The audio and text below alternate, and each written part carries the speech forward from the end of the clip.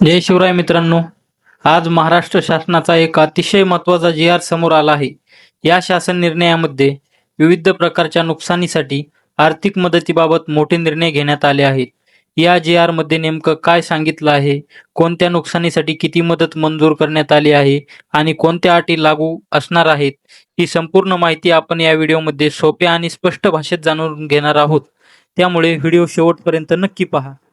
तर बघा आपल्या स्क्रीनवरती जुलै 2026 मध्ये अतिवृष्टी व ढगफुटी सदृश्य पावसामुळे झालेल्या नुकसानीसाठी बाधित नागरिकांना मदत देण्याबाबत हा जी आर काढण्यात आलेला आहे. ह्या जी आरची दिनांक 3 ऑगस्ट 2026 रोजी हा जी आर निर्गमित करण्यात आला आहे.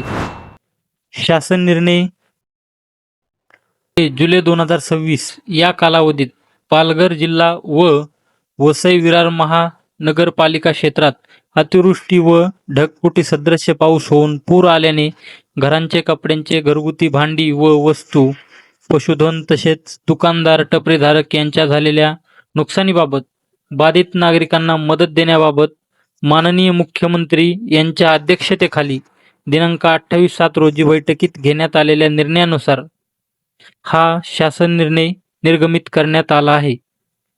जुलै 2026 मध्ये अनेक क्षेत्रामध्ये ढगफुटी सदृश्य पाऊस होऊन पूर आल्याने उद्भवलेल्या पूर परिस्थितीमुळे विशेष बाब म्हणून 2 ते 3 दिवस सलग पावसामुळे 500 मिमीपेक्षा जास्त पाऊस झालेला असेल त्या लगतच्या भागात ज्या ठिकाणी पाणी साचलेले असेल, झालेल्या नुकसानीसाठी बाधित नागरिकांना खालील प्रमाणे मदत प्रदान करण्यास शासनाची मान्यता देत आहे.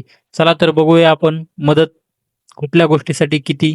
पूर परिस्थितीमुळे बाधित झालेल्या तसेच स्थलांतरित केलेल्या कुटुंबांना सानुग्रह अर्थसहाय्य. प्रति कुटुंबाला कपड्याचे नुकसान जर झाले असतील तर कपड्यांसाठी 10,000 रुपये. राज्य आपत्ती प्रतिसाद निधीच्या निकषामध्ये बसत असलेल्या प्रकरणी राज्य आपत्ती प्रतिसाद निधीमधून खर्च करण्यात यावा. प्रति कुटुंब जर भांड्यांचं नुकसान झालं असेल तर प्रति कुटुंब 10,000 रुपये एवढी रक्कम देण्यात येणार आहे.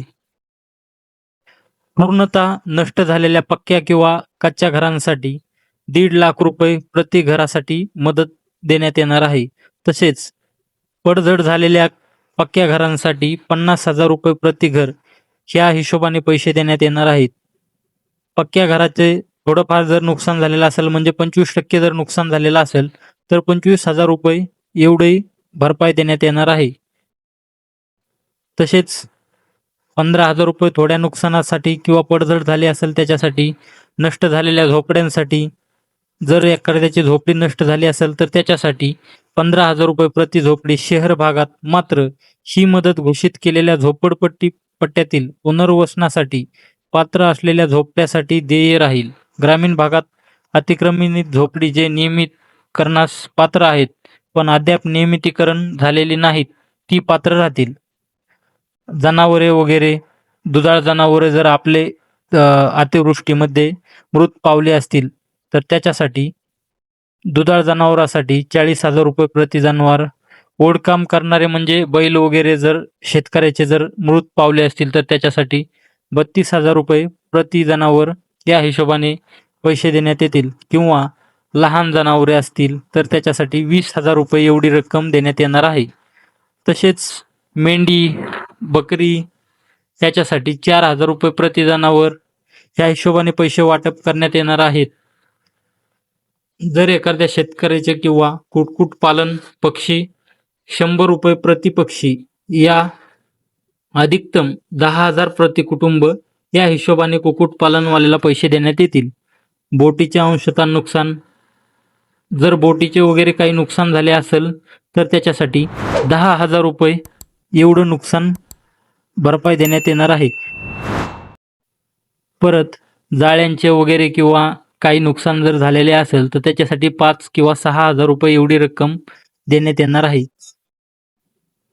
जे स्थानिक रहिवासी आहेत, ज्यांचे नाव स्थानिक मतदार यादीत आहे व जे रेशन कार्ड धारक आहेत, त्यांना पंचनाम्याच्या आधारे प्रत्यक्ष झालेल्या नुकसानीच्या 75% रक्कम किंवा जास्तीत जास्त 50,000 रुपयांपर्यंत आर्थिक मदत देण्यात येणार आहे. अशा प्रकारे आपण बघितलं आहे कोणत्या नुकसानीसाठी किती पैसे भेटणार आहेत हे आपण या जी मध्ये सविस्तरपणे बघितलं आहे. तरी कुक्कुटपालनचे शेडचे वगैरे काही नुकसान झाले असेल तर त्याच्यासाठी 5,000 रुपये इतकी मदत देण्यात यावी. परत टपरीधारक जे आहेत त्यांच्यासाठी 10,000 रुपयापर्यंत आर्थिक मदत देण्यात येणार आहे. अशा प्रकारे हा जी.आर. आज शासनाच्या माध्यमातून 3 ऑगस्ट रोजी शासन निर्णयाचा संपूर्ण आढावा घेण्यात आला आहे. जर ही माहिती तुम्हाला उपयुक्त वाटली असेल तर हा व्हिडिओ जास्तीत जास्त लोकांपर्यंत शेअर करा, जेणेकरून पात्र नागरिकांपर्यंत ही महत्त्वाची माहिती पोहोचेल. अशा शासन निर्णयाच्या आणि शेतकरी योजनांच्या अचूक माहितीसाठी आपल्या चॅनलला सबस्क्राईब करा. धन्यवाद. भेटूया पुढील व्हिडिओमध्ये. तोपर्यंत इथेच थांबूया. धन्यवाद.